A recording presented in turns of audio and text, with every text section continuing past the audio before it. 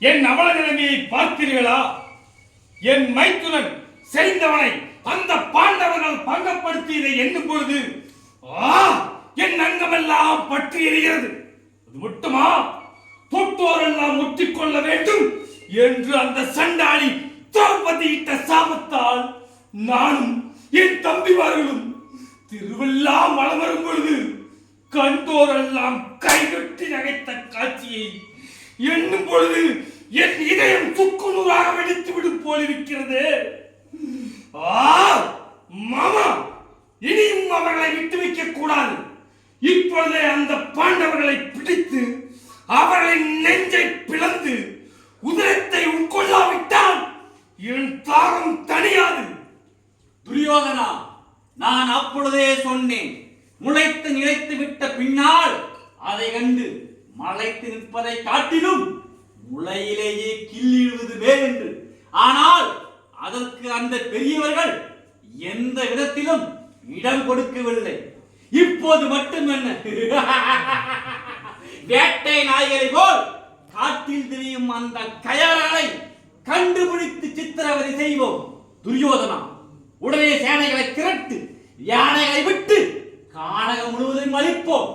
பிறகு அந்த ஐவர்கள் அதிலிருந்து எப்படி தப்புவார்கள் என்று பார்ப்போம்.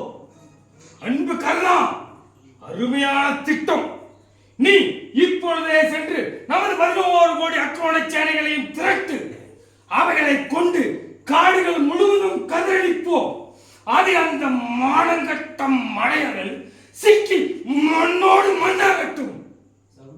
துரியோதனா, சற்று பொறுமையாக இரு. இப்பொழுது நீங்கள் போடும் திட்டம் நமக்கு சரிபட்டு வராது.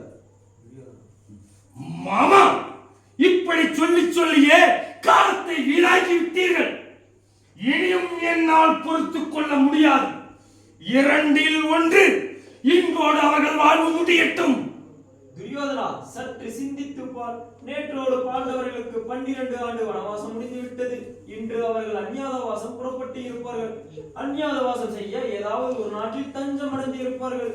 அதனால் வீணாக காட்டை அழிப்பதில் பயன் ஒன்றும் இல்லை என்கிறேன்.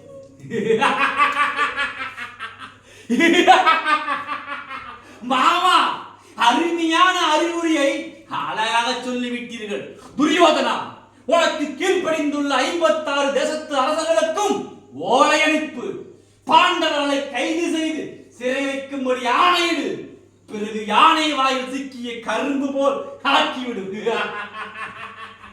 அன்பு கர்ணா, அருமையான திட்டம். அதை நிறைவேற்ற போடுகிறேன். சட்டம் யாருங்க? துரியோதனா, பாண்டவர்களை எவ்வளவு எளிதாக சிறைபிடிக்க முடியும் என்பது சுலபம் அல்ல.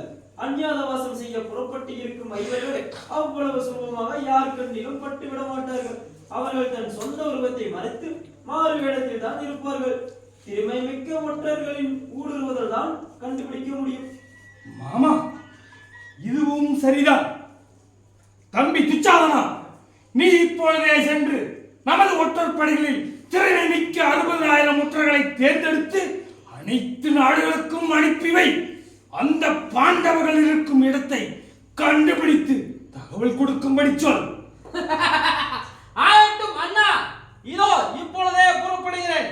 திறமை மிக்க ஒற்றர்களை தேர்ந்தெடுத்து அனுப்புகிறேன். அந்த பரதேசிக பாதாளத்தில் விழுந்திருந்தாலும் கண்டுபிடித்து கட்டி இழுத்து வர சொல்கிறேன். அடே பாண்டவ பதர்களே, இனி உங்களுக்கு விடுதி காலமே இல்லையா? மைத்துனா, இதோ நானும் ஒரு ஒற்றைப்படையுடன் புறப்படுகிறேன். அந்த பாண்டவர்கள் எந்த ரூபத்தில் இருந்தாலும் சரி, அவர்களை கண்டுபிடித்து கொண்டு வராமல் நான் திரும்ப மாட்டேன். இது உறுதி. அன்பா துரியோதனா, பாண்டவர்களை நாம் ஒழித்து விடுவோம்.